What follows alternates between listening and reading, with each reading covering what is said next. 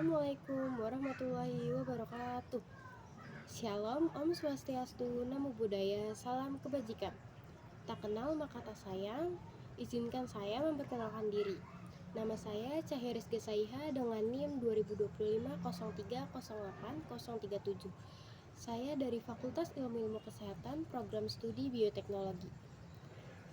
Baik, di sini saya akan menjelaskan mengenai suatu bakteri, atau lebih tepatnya saya mengambil suatu tema tentang resistensi antimikroba. Baik, di sini saya ingin memperlihatkan mengenai timeline of major antibiotic discoveries and antibiotic resistance. Bisa dilihat dari gambar-gambar yang telah saya lampirkan di atas. Baik, di sini saya akan menjelaskan mengenai introduction tentang AMR atau antimicrobial resistance. Antimicrobial resistance is described in the article as a rapidly growing threat and one of the most serious global health challenges of our time. The author explained that antibiotics, which have long been the primary tool for treating bacterial infection, are increasingly becoming ineffective because bacteria have adapted and learning to survive even when exposed to drugs that once worked very well. This situation is largely driven by the improper use of antibiotics, as when doctors prescribe them without strong medical indication. When patients fail to complete their prescribed dose, or when antibiotics are heavily used in selective pressure, allowing resistant bacteria to thrive and spread.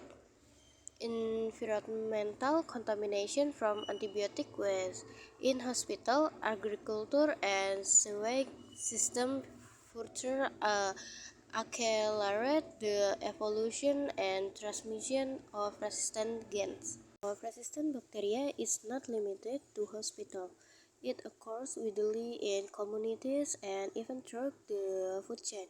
Resistant bacteria can move between individuals through direct contact, from contaminated surface through wastewater, and from animal-based food products originating from farms that rely heavily on antibiotics. The author highlights that global travel and trade allow resistant strains to cross borders in a matter of hours, turning AMR into a problem that affects all countries regardless of their health system. Several high-risk bacteria receive particular attention, including methicillin-resistant Staphylococcus aureus and extended spectrum beta-lactamase producing bacteria and carbapenem-resistant Enterobacteriaceae, danger pathogen for which very few effective antibiotic remain.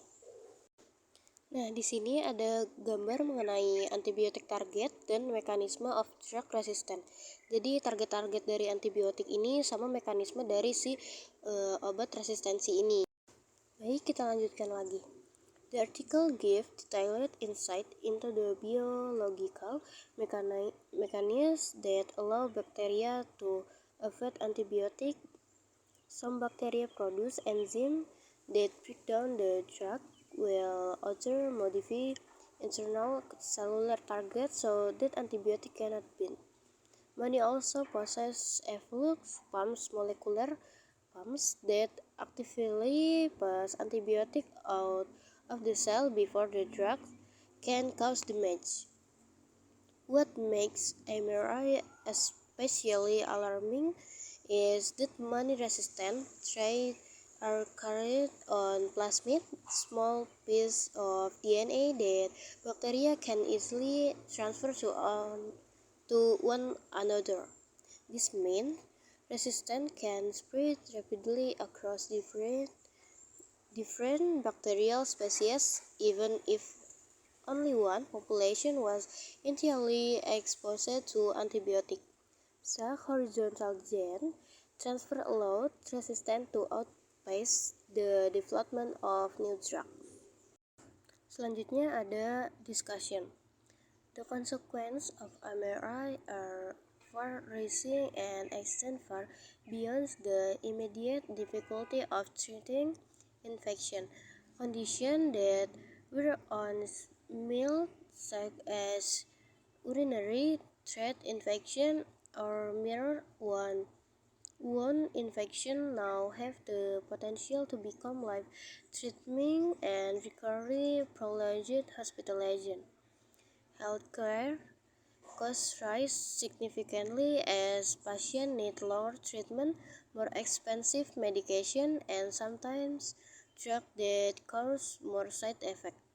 Modern medical procedures, including organ transplantation, cancer chemotherapy, orthopedic surgery, and premature infant care, all rely heavily on effective antibiotics to prevent infection. When growing resistant, these producers become less safe, potentially pushing medicine back toward a pre-antibiotic era in which simple infection could be fatal. Baik, sebelum kita masuk ke dalam kesimpulan dari artikel ini, kita bisa melihat major intervention to combat MRI atau hal-hal yang bisa kita lakukan untuk memerangi resistensi antimikroba ini. Jadi untuk caranya bisa dilihat pada tabel yang sudah saya lampirkan, dan untuk kesimpulannya akan saya bahas di slide selanjutnya. Oke, sampailah di titik terakhir atau slide terakhir, yaitu kesimpulan. In conclusion, the article emphasizes the need for strong, coordinated global action to prevent MRI from becoming a silent pandemic with devastating consequences. Key solutions include more responsible antibiotic use, improved hygiene and sanitation, stronger surveillance program, and strict regulation of antibiotics in agriculture. The author also called for major investment in research to develop new antibiotic, vaccine, and alternative therapies such as bacteriophage treatment and CRISPR-based technologies. Without immediate and collective action, antimicrobial resistance could surpass many known infectious diseases in severity and impact. Atau jika saya simpulkan dalam bahasa Indonesia, kesimpulannya dapat saya simpulkan bahwa resistensi antimikroba telah menjadi masalah yang sangat besar, yang sangat serius, hingga terus berkembang dengan cepat, dan penyebarannya ini bisa melalui berbagai macam, contohnya dari masyarakat, lingkungan, hingga lintas negara. Nah, bakteri ini juga telah memiliki banyak sekali berbagai macam cara untuk melawan si antibiotik ini, sehingga belum ada obat baru yang dapat ditemukan untuk mengatasi penyakit resistensi antimikroba atau AMR ini. Nah, tidak adanya penemuan baru mengenai obat tersebut bisa menjadi ancaman yang sangat mematikan bagi kita para manusia dan hewan-hewan lain di luar sana. Jadi penggunaan antibiotik yang tidak tepat bisa benar-benar membuat diri kita berbahaya, dan membuat dunia ini kembali kepada era pra-antibiotik. Jadi sangat diperlukan aksi untuk mengatasi AMR ini dengan memberikan informasi yang tepat mengenai cara penggunaan antibiotik. Lalu jangan lupa juga untuk selalu diawasi atau diberikan pengawasan yang ketat.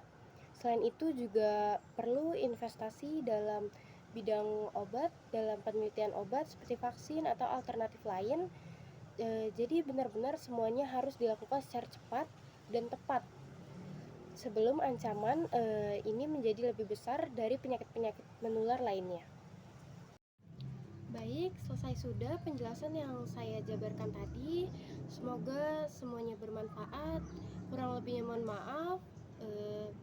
Sekian dari saya, terima kasih telah menonton.